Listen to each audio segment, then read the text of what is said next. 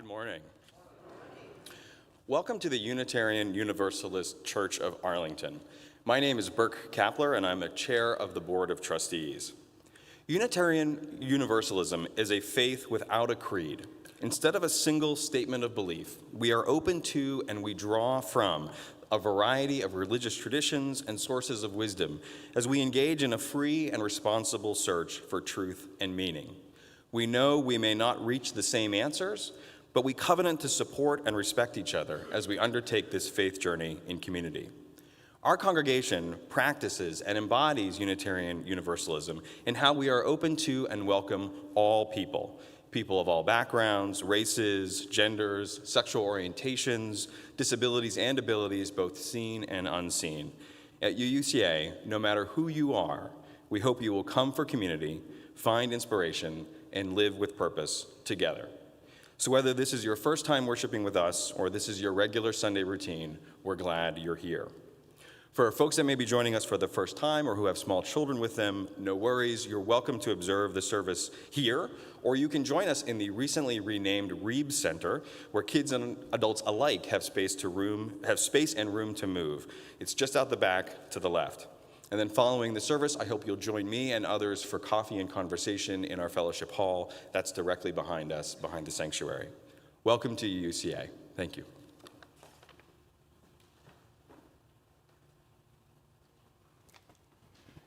This morning we invite you to greet each other, say hello. If you see a new face, welcome someone to UCA. We're going to take a few moments to greet each other.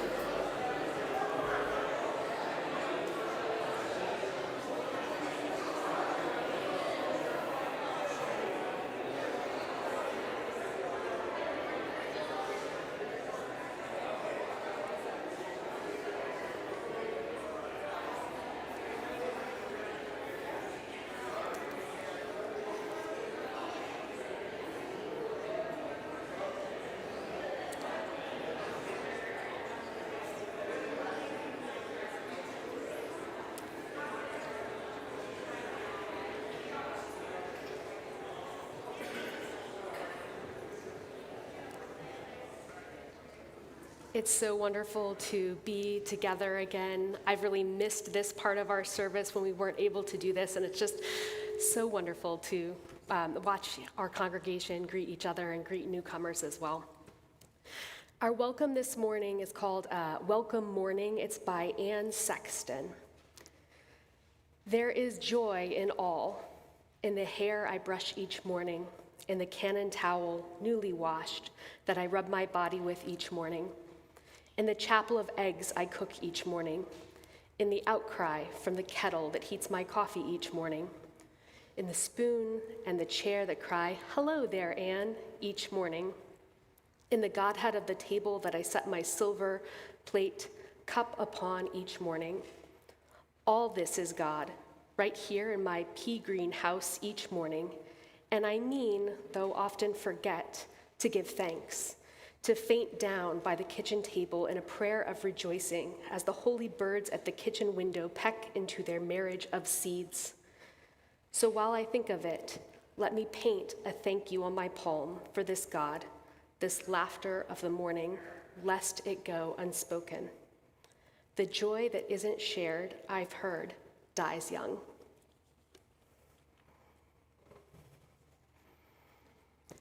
We're now going to light our candle of compassion, and this morning we light our candle in solidarity with those in our country and around the world who are experiencing loss, grief, violence, war, or loneliness.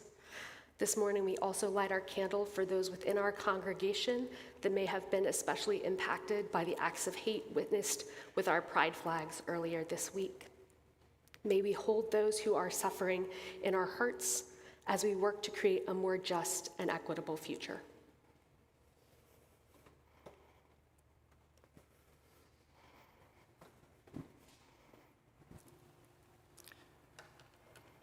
All right, we'll do the chalice lighting now.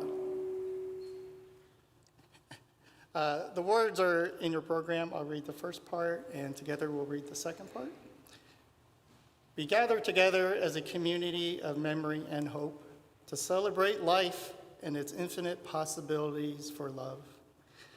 We light this chalice as a symbol of the light within every human heart. May our individual sparks meet and merge, bringing both light and warmth to the world.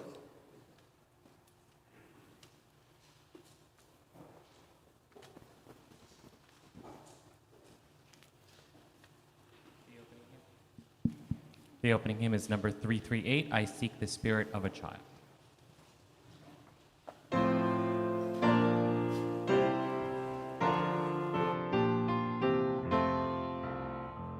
I seek the spirit of a child, the child who meets life naturally, the child who sings the world alive and greets the morning sun with glee. Children are real beyond all art. May I see joy's a gift to our heart. I seek the freedom of a child who loves instinctively, who lights our day with just a smile and shines that light on all we see. Children are real beyond all fears. May I see joy, the gift to our tears. I seek the wonder of a child who sees delightfully, now clowns in cloud, now gold in sun, imaginations true and free. Children are real beyond all lies. May I see faith's a gift to our eyes.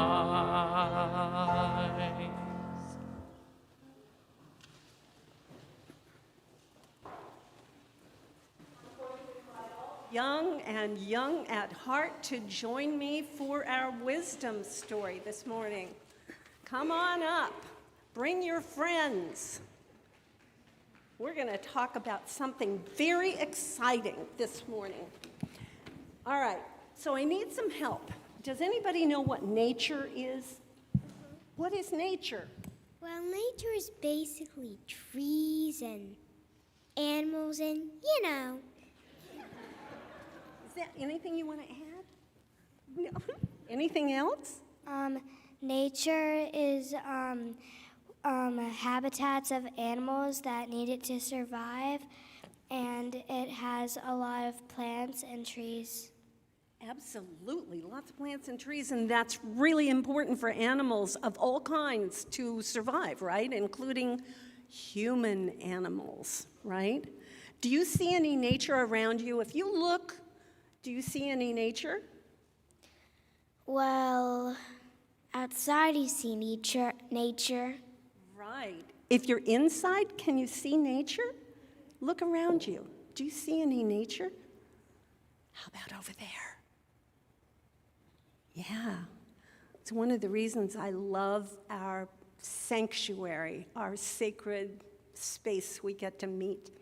The story for this morning is called Jaden's Impossible Garden, and it is about finding nature in unexpected places, okay?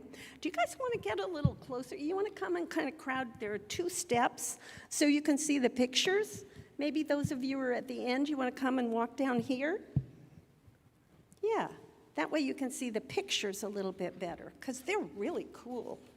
Okay, so this is called Jaden's Impossible Garden. Jaden loved nature. At the school, he played outside during recess. On field trips, he pretended to be a scientist, collecting acorns, stones, and twigs. Anybody else collect things when you go outside?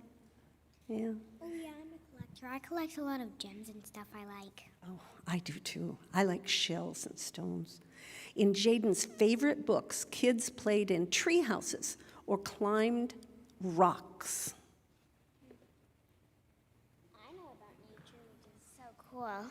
You know about nature? Yep. Animals and nature things, whatever, live outside.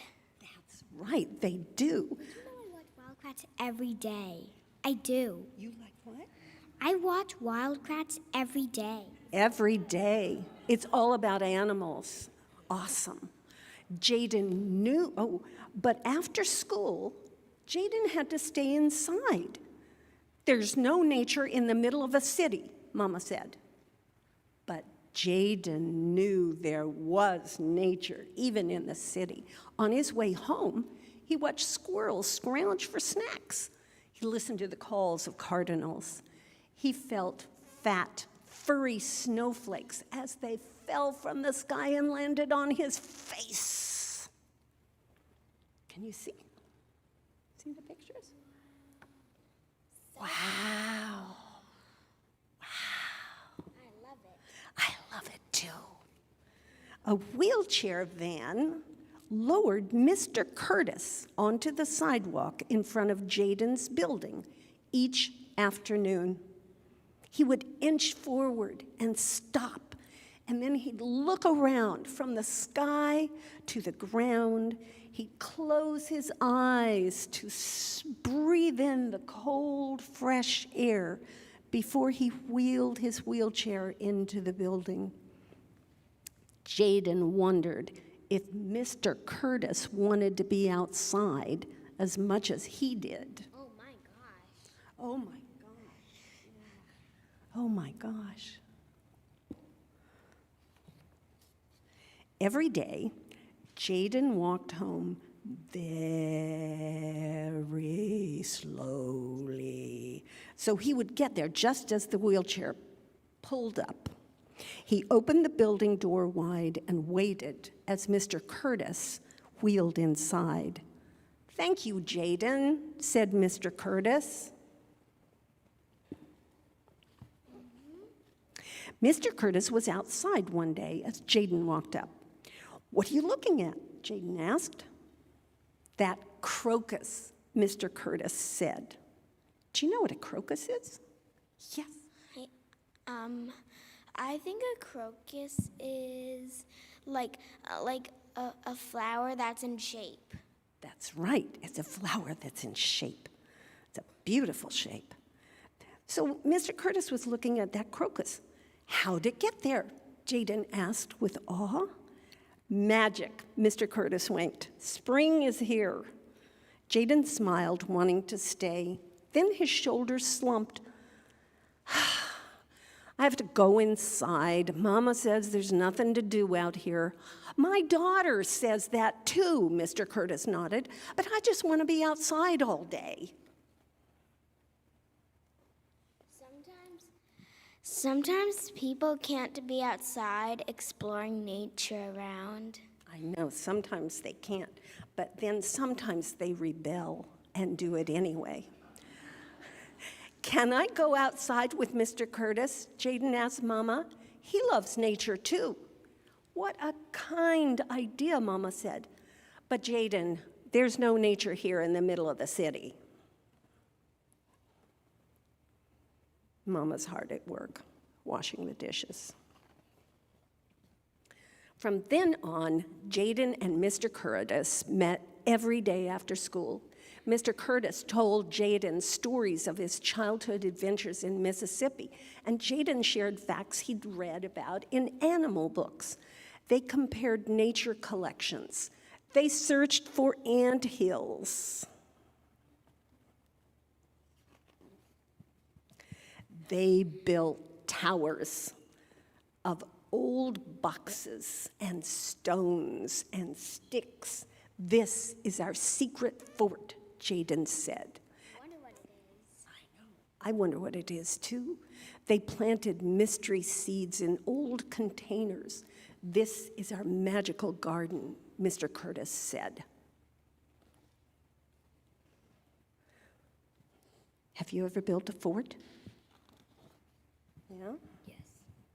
One day, Jaden tried to share the secret. "Mama, here's the magical secret fort garden I made with Mr. Curtis." "These old buckets and boxes?" Mama shook her head. "Jaden, honey, I'm glad you and Mr. Curtis are enjoying time together, but there's no nature here in the middle of the city." There's nature right there. No, she just didn't.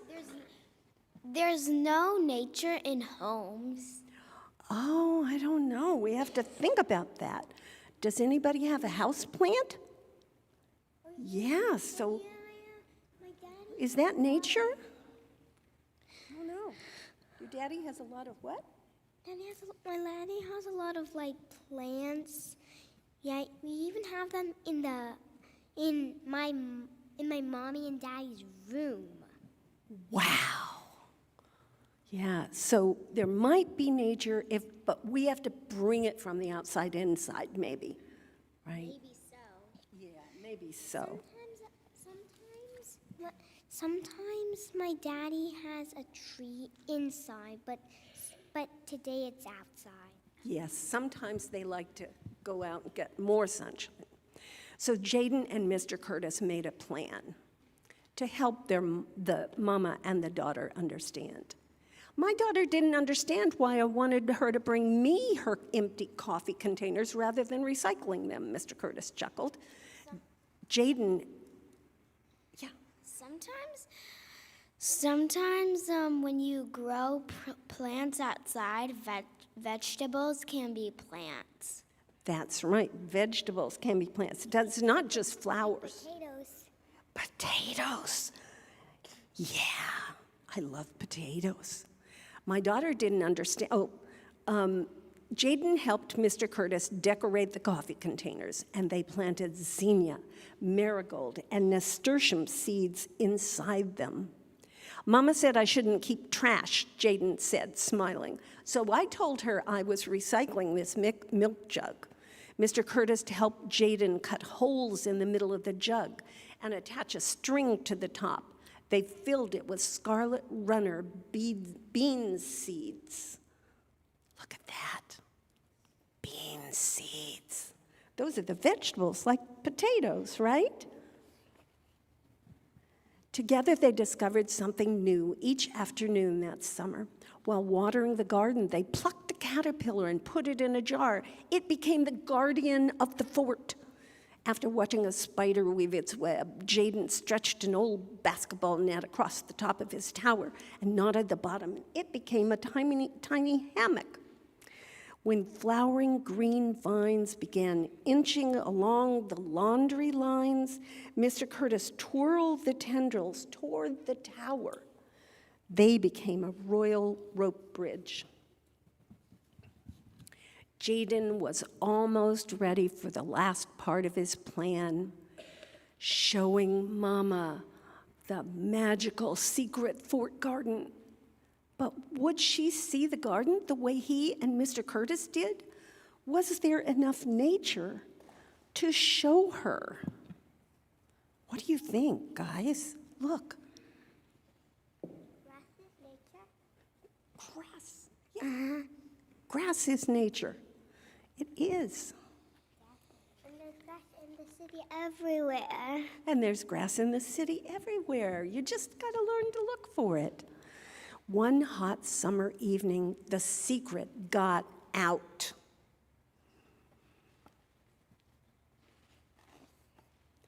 Did you see those butterflies? Asked Shanice from down the hall. Listen to that cooing, Mr. Williams said from upstairs, pointing to a mourning dove nesting in the royal hammock. Look at that, it's in the hammock. That's so cool. That is cool. Look, everyone rushed to the rope bridge.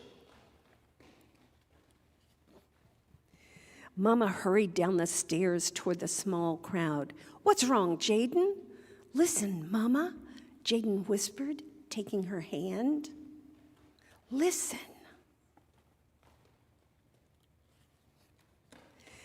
A hummingbird, Jaden said, pointing. Mr. Curtis nodded. Neighbors smiled. Everyone soaked in the beauty that surrounded them. It's our magical secret fort garden, Jaden beamed. And this time, Mama saw what Jaden saw. The magic of nature was all around them, right there in the middle of the city.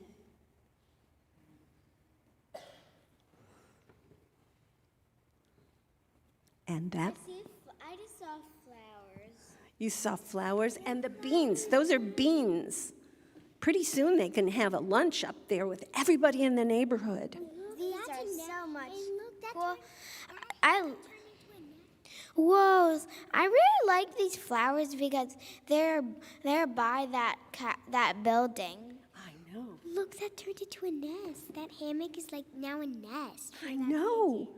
So one of the things I thought we could do before you go to your classes is, may I ask you to hold this for me, please? Okay. I thought that one of the fun things to do, you want to hold it a little bit closer to my mouth. I thought maybe one of the fun things to do would be for each of you to think about going home and making your own magic fort. So everybody gets some seeds. Okay. There you go. Can I have that one? Yes. Okay. Thank you very much for coming up now. Now you can go back and we'll all sing our friends to their classes, shall we? Thank you so much for helping me this morning.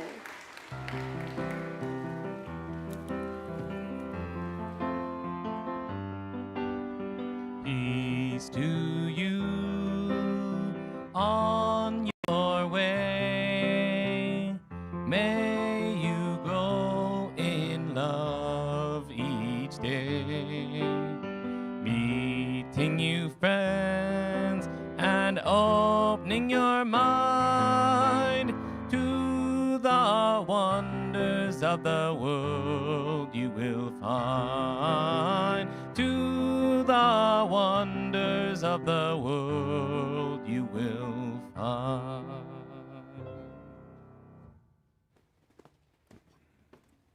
Thank you so much, Gay. I invite you all to take a pause, take a breath, close your eyes if that feels right to you.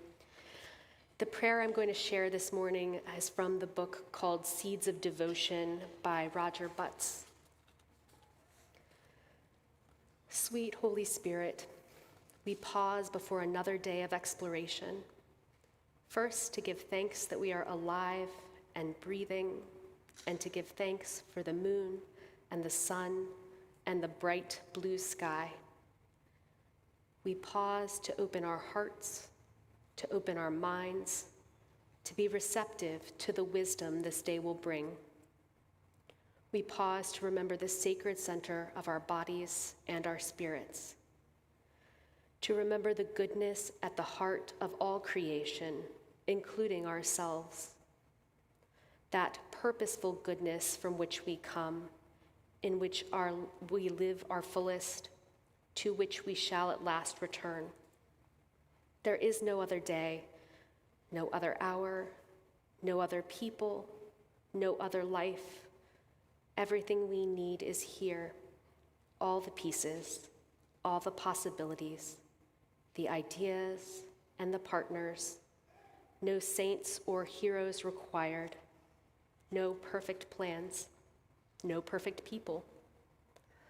Only the willingness to speak and to hear, to laugh, to explore, the willing heart of each one we encounter today, the heart filled with wonder. We, each of us, are stumbling and bumbling. We each are forgiven and we each forgive. Thank you, Spirit. We show up. You've shown up. These are the ingredients we need today for healing, for change, for life. They are all here, and here is enough for praise and thanksgiving and the work set before us. Let us begin the day in joy and peace.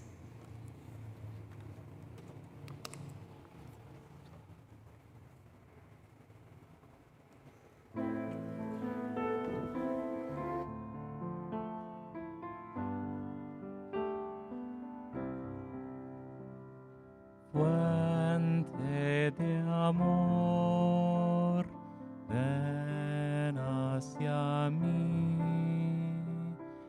y al corazón cántale tu compasión. Sol al volar, sube en la mar, hasta moldear la justicia de la vida. Arraigame, libérame, fuente de amor, ven a mí, ven a mí. Spirit of life, come unto me. Sing in my heart all the stirrings of compassion. Blow in the wind, rise in the sea.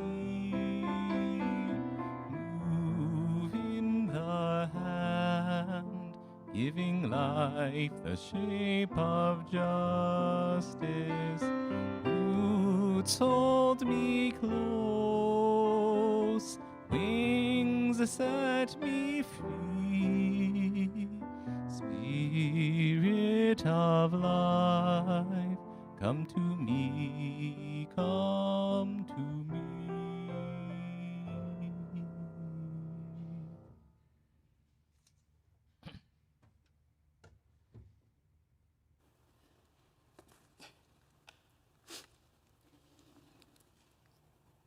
when I saw the order of service today and I saw I was coming up after the Spirit of Life, I had a little bit of dread because I always get so emotional during Spirit of Life. So excuse me a moment.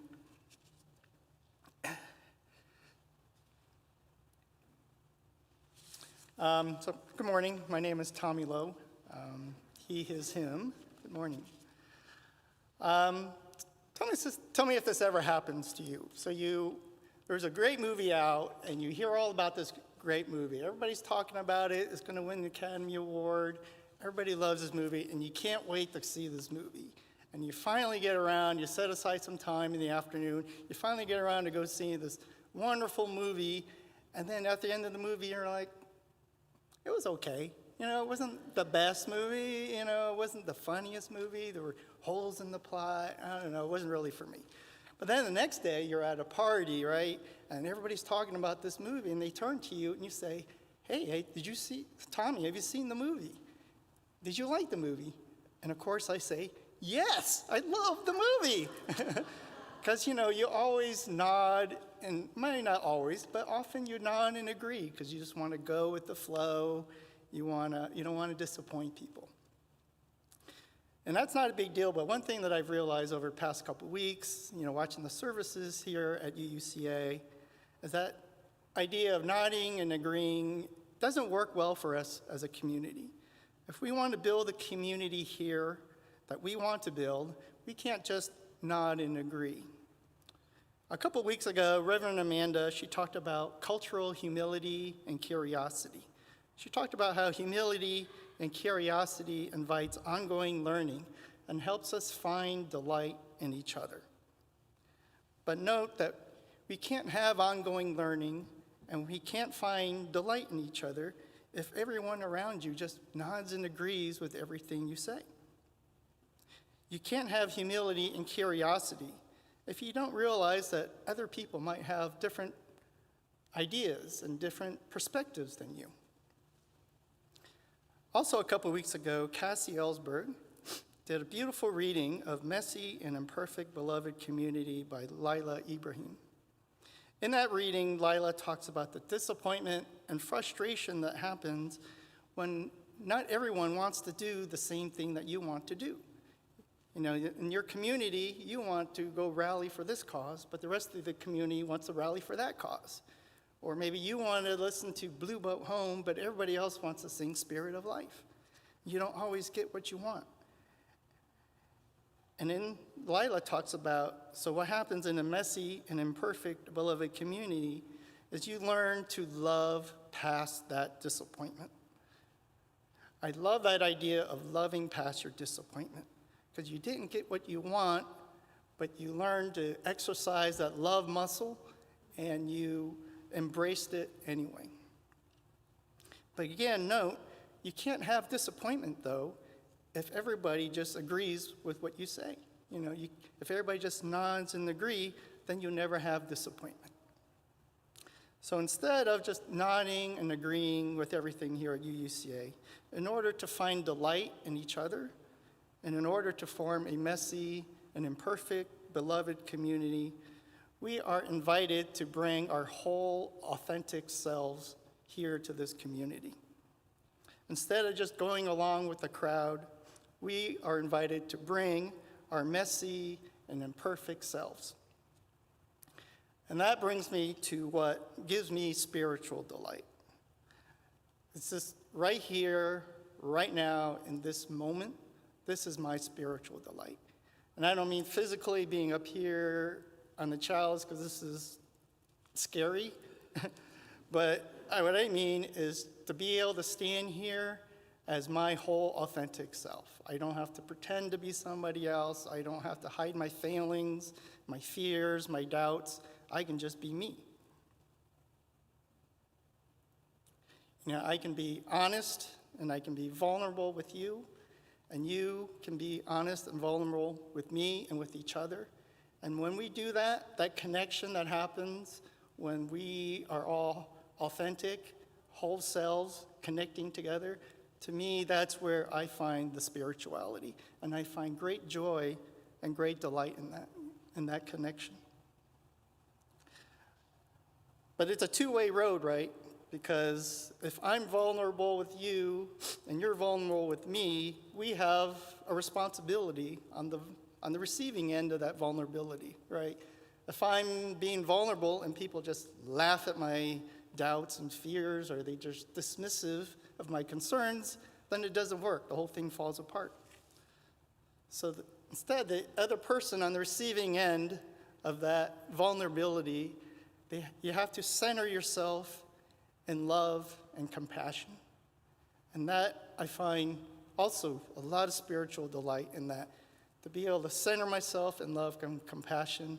I mean, what a beautiful way to be present in life.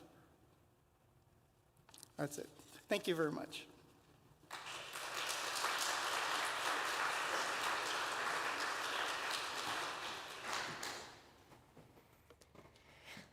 Each week, this congregation gives 70% of monies collected during our offering to an organization whose values resonate with ours. This month, as we celebrate Pride, we share our offering with Equality Virginia. Equality Virginia works across the state to advocate for legislation that protects the LGBTQIA community and against legislation that would do harm. As we've seen over the past several months, there is no more urgent time than now to support organizations fighting against bills that seek to target and oppress members of our collective community. You can read more about Equality Virginia in your order of service. There are many ways to give. You can write a check, you can write pledge or share the plate in the memo line. At uucava.org, you click donate at the top right of the page. You can even give via PayPal or text message or by scanning the QR code in your order of service. Ushers, please come forward.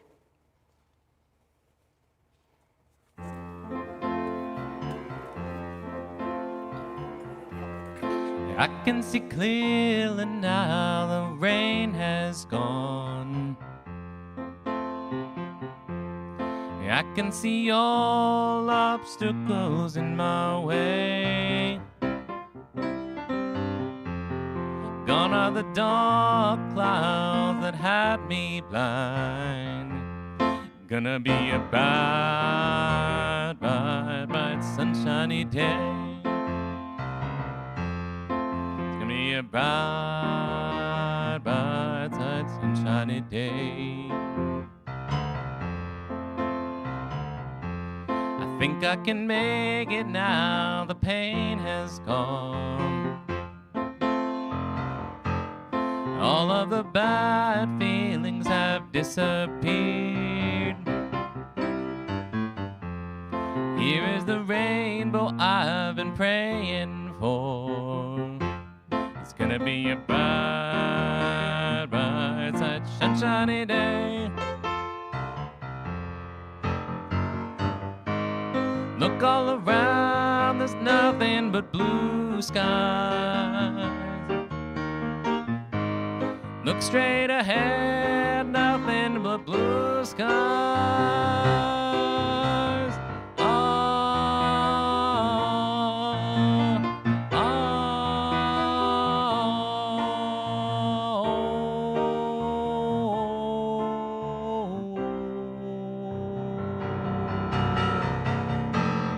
I can see clearly now, the rain has gone. I can see all obstacles in my way. Gone are the dark clouds that had me blind. It's gonna be a bright, bright, sunshiny day. It's gonna be a bright, bright, bright, sunshiny day. It's gonna be a bright, bright, bright, sunshiny day.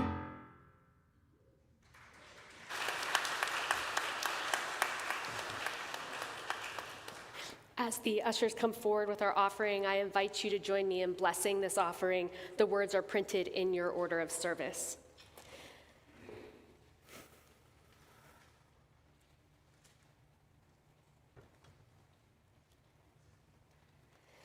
We bless and receive these gifts, opening our hearts to true generosity. Let us be grateful when we give, be it time, talent, or treasure.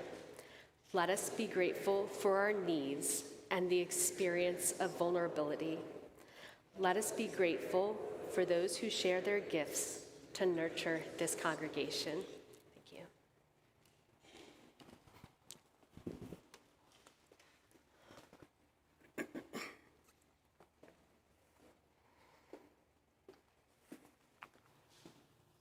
Good morning.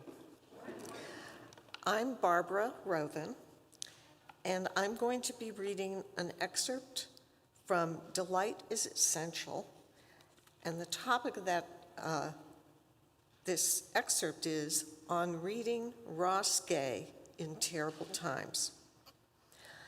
As the reality of the coronavirus outbreak settled upon us in mid-March 2020, I felt many things: anxious, privileged, uncertain, enraged, lucky, frightened, and exhausted.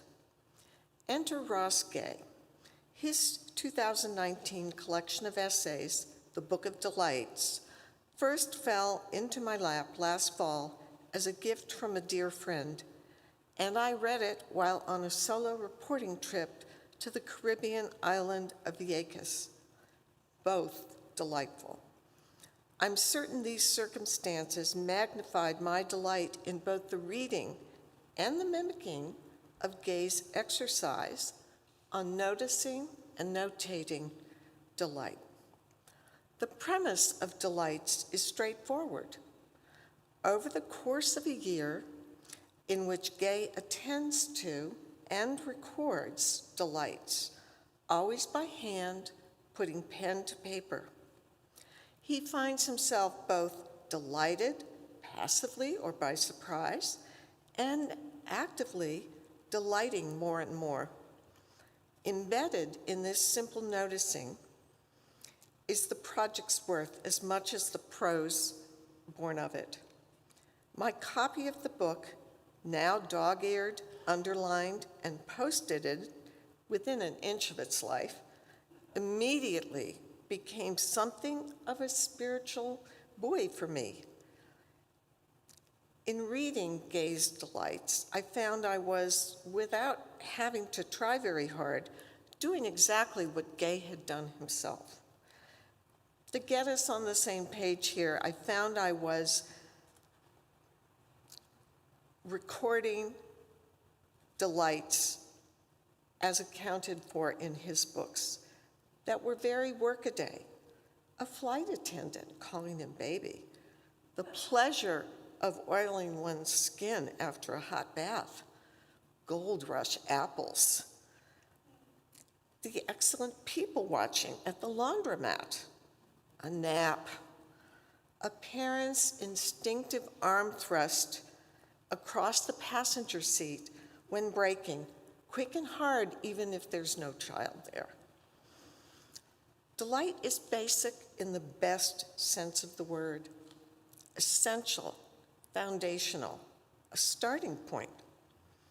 That's probably why we most commonly use the word in relation to children.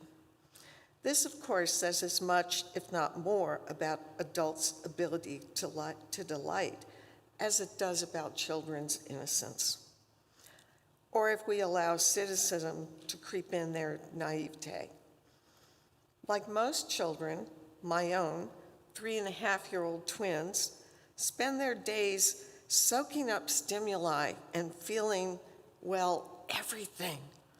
In an hour, they're prone to passing through an exhausting and seemingly exhaustive array of emotions and reactions to them. Delight for my children is their pathway out of whatever's been temporarily bogging them down. A brawl with their sibling, a knock on the head, the injustice of not being allowed to sit atop the car at the drive-in. Something in the midst of their discomfort, something pleasing catches their attention and yanks them into an trance. It can be as simple as focusing on catching the drips off a popsicle. or as wondrous as watching a pair of cardinals jointly arrive at their nest, my children's little bodies temporarily quiet, their eyes fixed in amazement, rapt, before they squeal, that proof of overflowing delight begins. Such wonderstruck moments, which punctuate the ho-hum, have been for me the key to keeping my head above water during these pandemic months, because delighting isn't a mindset, but rather a practice of seeing those small, sticky out bits of light. As Gay elucidates in his discussion of the word's etymology, delight means literally of light. The word itself is an invitation to notice brightness. Delight's visibility is always proportionate to the darkness against which it sparks. Think fireworks, glow stick, sparklers, fireflies. For the first few weeks of sheltering in place, I kept a notebook constantly and furiously to document my delights. I wanted something to turn to if it all became too much, if delight ceased to present itself, or if I lost so much heart. I became unable to mark it. As the weeks passed and my grip loosened, I noticed I didn't need the written record to keep me from the quicksand of despair. Delight was abundant. Delight abounds. Witnessing one's delight, Gay writes, requires faith that delight will be with you daily, that you don't need to hoard it. No scarcity of delight. I stopped writing, but the memories of my delights have stuck. A spotted owl flying overhead on a morning walk, the pink ruffled tip of rhubarb poking up from the thawing earth, tearing up the front yard sod to plant a second vegetable garden, the squat and freeze of our hens when I go to pet them, my son falling asleep splayed across my lap.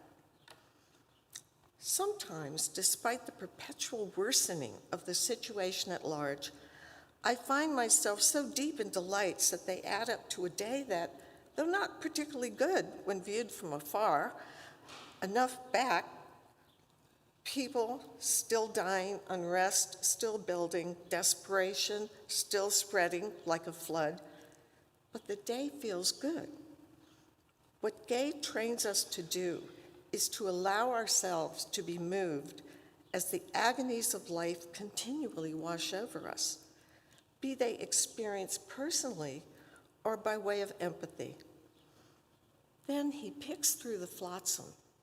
He finds that shiny thing that's there in the rubble and dares to pause for a moment, or 3 pages, allowing himself to fixate on how it makes him feel.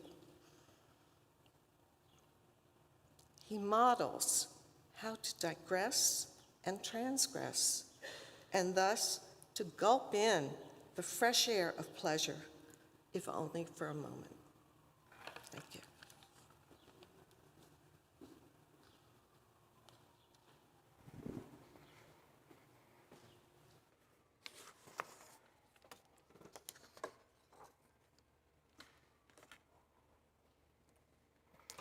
One of the things that sparked the topic for today's service, and something that I've always found really interesting, is this concept that delight is both a verb and a noun.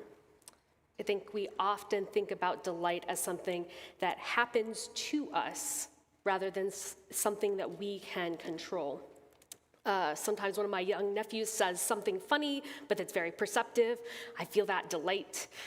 You think maybe a conversation's going to be difficult, and it turns out to be easy. Delight. You're somehow driving down GW Parkway, and you don't hit any traffic. Delight.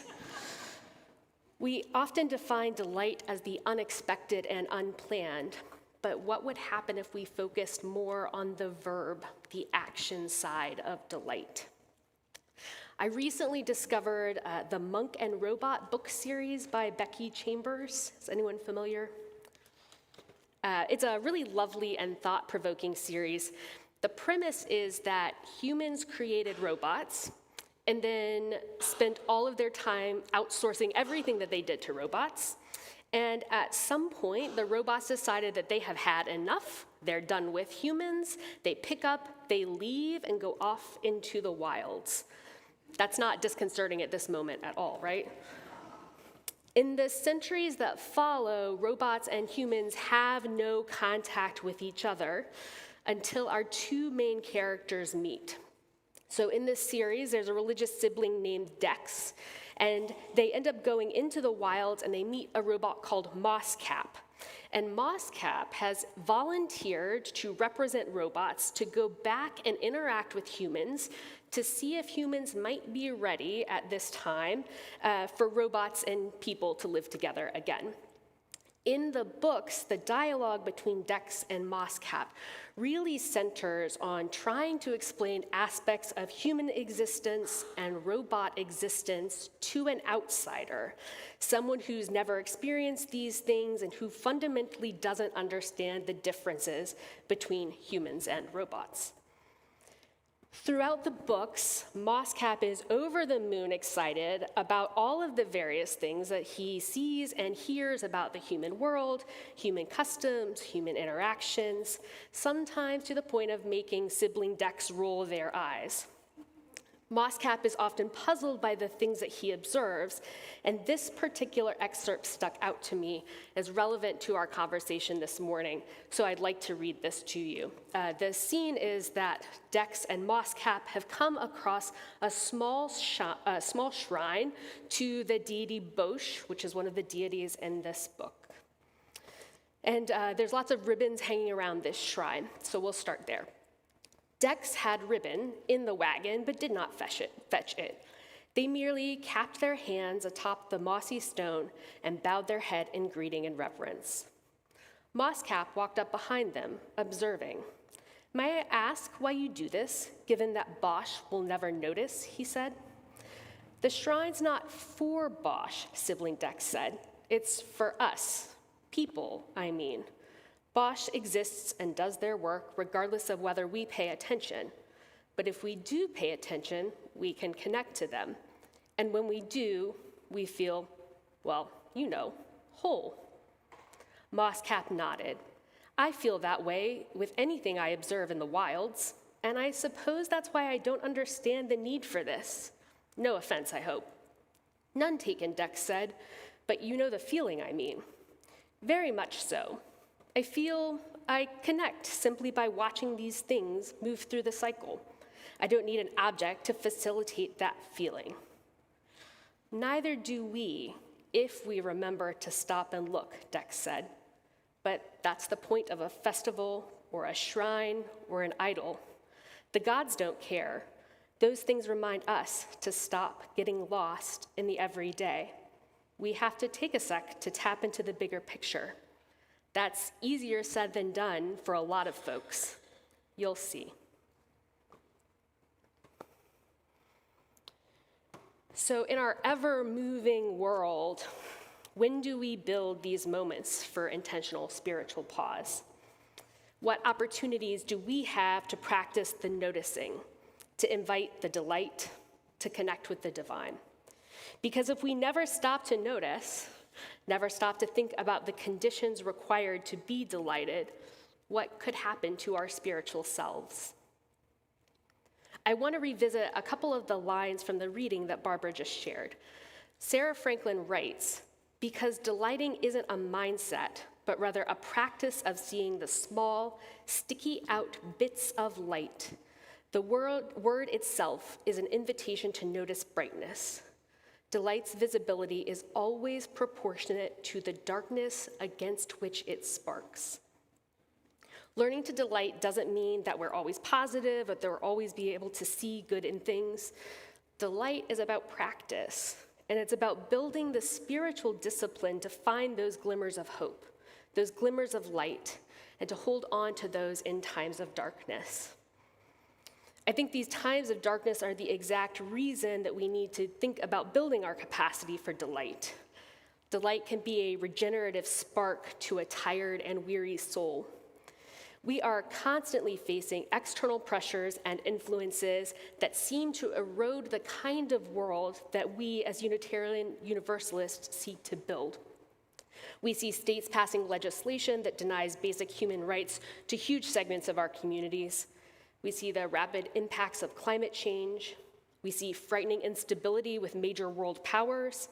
We see war and disease and racism and oppression, and it can feel like we are staring into a void of endless proportion. It can be easy to allow our spirits to become overwhelmed. And I'm not saying that delight is the cure to all that's difficult in the world. That would be naively Pollyanna-ish. I do think, though, that we need to actively counteract the feeling of hopelessness that many of us may feel when we look to the magnitude of the issues that we face. I think we need to seek out those little shocks of delight to our souls, where we can do so that we have those moments of light to sustain us.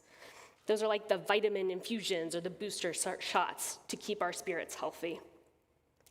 I think there's also a cumulative benefit to spiritual delight. At some point, it's not just about intentionally finding that next moment of light or significance or hope. It's also about building that sustainable catalog of moments over time. When we lean into the action of delight, we are creating a well of memories. Each time we add another drop to that well, we're allowing our future selves to draw from that well in times of drought or in times when the darkness may seek to overwhelm us. So what can we do to cultivate a spirit that actively seeks delight? Franklin talks a little bit about her journey to building this daily delight practice, the conscious process of acknowledging and noticing. For many of us, consciousness is likely the first step in this process. I do think, however, that there's a difference between daily delights and spiritual delights. Sometimes these may be the same. Daily delights might help buoy your spirit. But I think it's also important for us to consider how we're creating opportunities for spiritual awe and joy. Things that might help us further develop our personal faith journeys or our own search for truth and meaning. I'm certainly guilty of hoping that I just stumble upon answers to questions of faith. Surely if the questions just rattle around in my head for long enough, I'll have some sort of epiphany while washing the dishes or waiting at the dentist's office. Yet somehow, the times when I felt the deepest sense of certainty within my spirit, those moments of clarity when something just suddenly clicks in a way that it hasn't, have always been when I've intentionally focused on spiritual development. This can seem like an overwhelming thing, one more obligation to add to the list. But I think creating the intention for an openness to spiritual growth doesn't have to be a huge time-consuming commitment. Maybe it's deciding that you're going to come to service once a month, or attend a covenant group, or come to a Wednesday night meditation. Maybe it's just that you're going to take 5 minutes on your commute without the radio or without a podcast to think and grapple with a question that's been on your mind. Or conversely, maybe it's setting aside time to listen to music or an audiobook or a podcast with the intent of using that as a sacred text to spark your thinking. Maybe it's observing a day of religious significance and thinking about what you might draw from that. Maybe it's simply taking 5 minutes, a few mornings each week, to read and reflect on a prompt.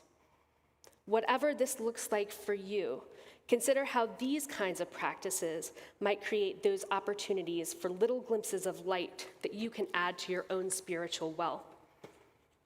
The practice of delight, building our spiritual muscles to set this intention, may not happen overnight. And with all things, we may have to practice many times before we master it, or we may never master it at all. But I encourage us to keep seeking, to keep trying, to keep finding those points of light and reasons for hope and unexpected moments of clarity. And I encourage us to support each other in this journey, to share those moments with others within our congregation, to celebrate and affirm the journeys that we're each on to understand ourselves and the divine more deeply. May it be so.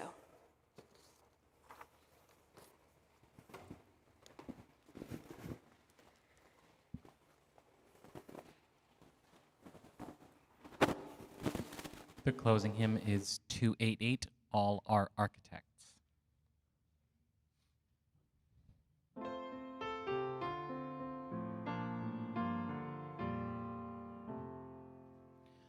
All are architects of fate, working in these walls of time, some with massive deeds and great, some with ornaments of rhyme. For the structure that we raise, time is with materials filled, our todays and yesterdays are the blocks with which we build. Build today, then strong and sure, with a firm and ample base, and ascending and secure are the blocks with its place.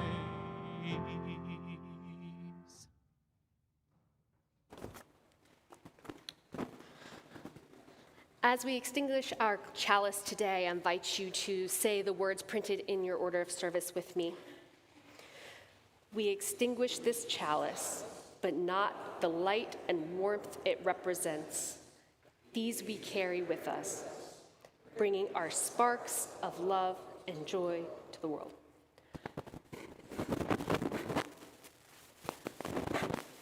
Took me a moment there. And with that, I invite you all to leave today, to seek those sparks, to find those moments as you go about your week this week.